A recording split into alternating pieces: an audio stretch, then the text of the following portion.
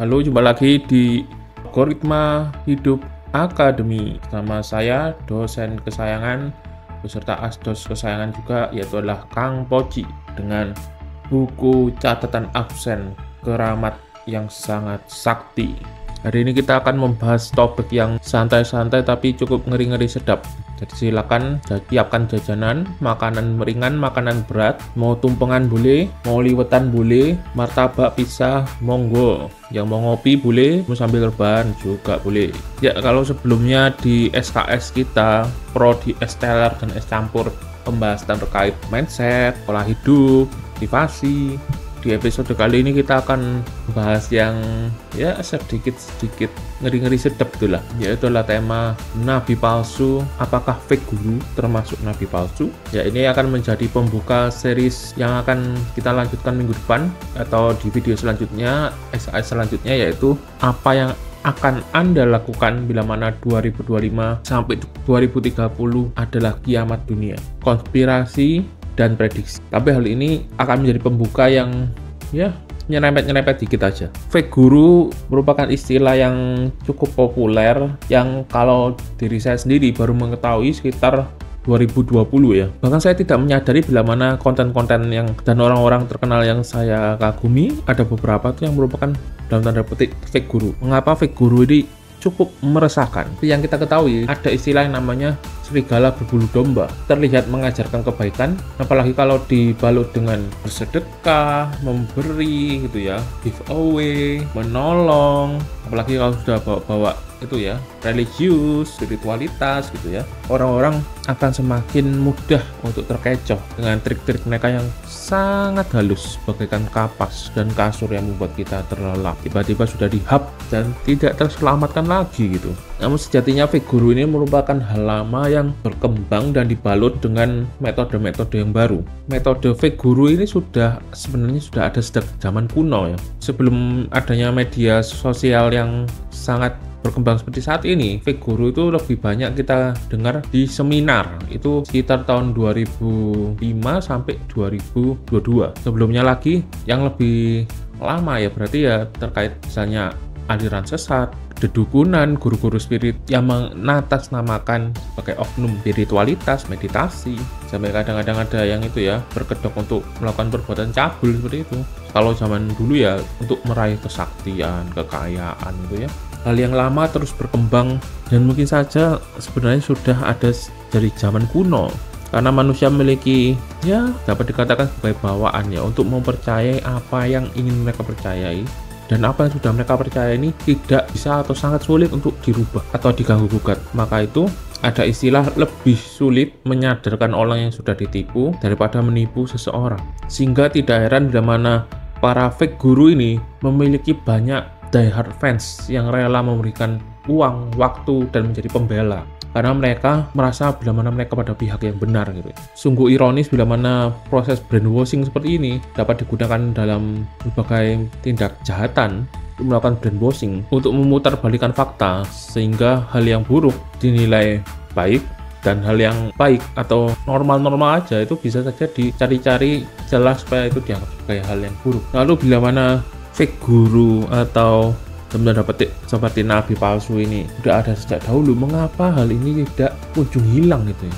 Apa memang doyan gitu masyarakatnya? Hal ini sudah menjadi tradisi, yaitu adalah orang baik yang diam meskipun banyak tidak akan menyelesaikan masalah bila mana mereka membiarkan segelintir atau bahkan sedikit orang jahat atau orang yang merusak untuk melakukan kerusakan dan kejahatan terus-menerus. Apalagi bila mana sudah hubungan dengan kekuasaan, dalam tanda petik kekuasaan korupsi, suap sokok menyogok gitu ya, ya semakin memperburuk semuanya. Seperti istilah Karl Marx ya, power tends to corrupt, absolute power corrupts absolutely. Disinilah titik yang menjadi awal perputaran kejahatan demi kejahatan yang terus berputar tanpa henti, karena tidak ada yang menghentikannya, atau karena bisa saja arus kejahatan itu lebih besar daripada orang yang mencoba menghentikannya. Masyarakat biasa cuma bisa berdoa bila mana ada karma dari yang di atas. Apalagi mereka bisa saja menggunakan berbagai alasan seolah-olah mengatakan mereka mereka ini yang melakukan kejahatan ini adalah Robin Hood, yang sebenarnya mereka mengajarkan kebaikan. Cuma Anda aja yang salah menerapkannya gitu ya.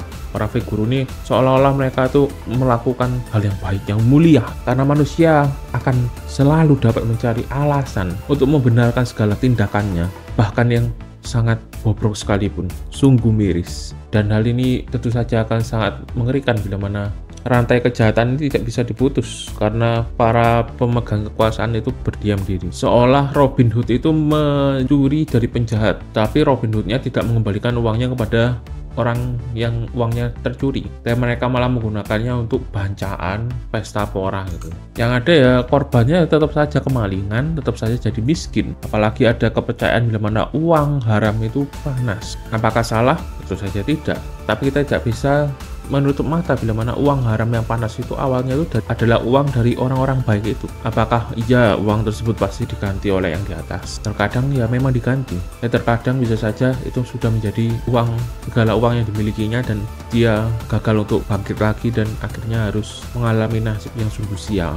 Ya inilah kenyataan di dunia ini yang tidak bisa kita tampilkan. Kita tidak bisa menutup mata, meyakini bila mana dunia ini adalah dunia yang ideal, yang baik-baik saja. Dunia ini sudah tidak baik-baik saja sejak zaman dahulu. Namun kembali lagi, saya tidak ingin mengajak kita untuk menjadi gopoh, tidak tenang. Karena mahasiswa dari Akademi Algoritma Hidup adalah mahasiswa yang cerdas, anti gopoh. Ketidakadilan ini memang ada. Kita tidak boleh tutup mata, tapi juga kita tidak boleh marah yang tidak jelas, karena kita harus mengetahui porsi kita masing-masing. Apa yang bisa kita kontrol dan apa yang tidak bisa kita kontrol. Minimal Anda tidak membagikan konten-konten yang sebenarnya menipu, dan minimal Anda dan keluarga Anda dapat terhindar dari fake guru ini. Dan bila mana Anda dapat memberikan nasihat kepada orang-orang lain, ya silakan. Apakah mereka mau menerima, apakah mereka mau sadar atau tidak, terserah mereka. Karena seringkali kita juga mendengar ya, bila mana orang yang sudah ketipu penipuan online, mereka sudah diyakinkan 100% ini penipuan. Mereka masih tidak dapat menggunakan logika dan mengatakan, mungkin saja bila saya melakukan deposit lagi, ada kemungkinan uang saya kembali. Mungkin saja penjahatnya bermurah hati. Sungguh miris, sungguh miris. Apalagi bila mana penjahatnya ya nggak selesai-selesai,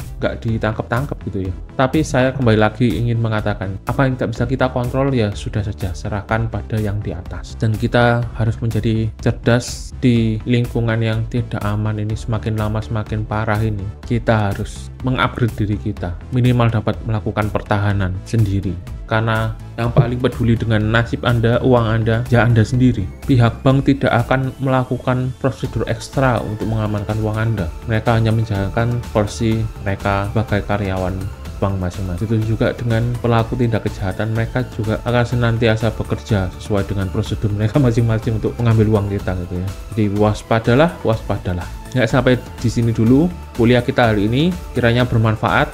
Ini akan menjadi awal pembuka dari series maraton kita yang sebenarnya ingin saya jadikan ebook, tapi kelihatannya jadi ini aja ya, konten berkelanjutan gitu ya. Saya tidak tahu akan sampai berapa part, karena nanti akan berjalan sesuai dengan apa yang insight yang keluar dari pemikiran saya dan pengembangan saya selama mengikuti atau melakukan menjalani proses kehidupan ini. Karena kita mahasiswa Algoritma Hidup Akademi adalah mahasiswa orang-orang yang cerdas, anti gopoh, melakukan tindakan yang perlu dilakukan, mengetahui apa yang dapat dikontrol dan apa yang tidak bisa dikontrol. Ya, jangan lupa bayar SPP kuliah kali ini dengan subscribe, like, dan komen. Sampai jumpa di kelas selanjutnya. Kelas Bubar.